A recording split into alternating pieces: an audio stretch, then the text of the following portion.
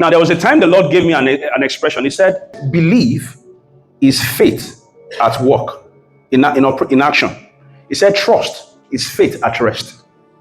I'm believing God. When you're like, I'm believing God for something, you are constantly expressing your faith that God will come true, because that thing hasn't happened yet, right? And that is how we actually ought to live. Now, trust is, I know God is going to do it, so I'm not even bothered about it.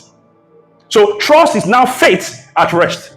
If you are a believer, God expects you to live by faith in Him.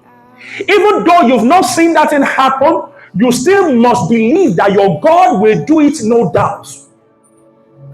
Because if you don't get to that point where you are constantly living by faith, you can't be pleasing unto God.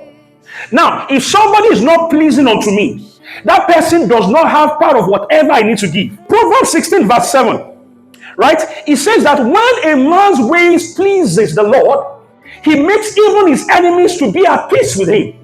Now, I want to expand that and make it broader. When a man's ways please the Lord, he makes even systems to align together for the favor of that person. When a man's ways pleases the Lord, he makes everything to work for that man.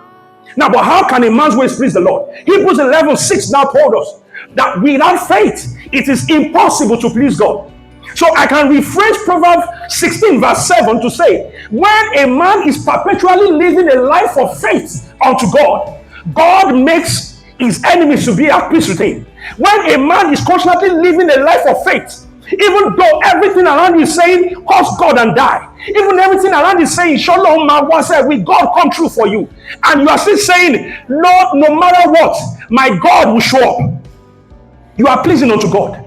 As is at that moment that God will make your enemies to be at peace with you, it is at that level that God will make systems to align to you. What I know is the prognosis of the blood of Jesus.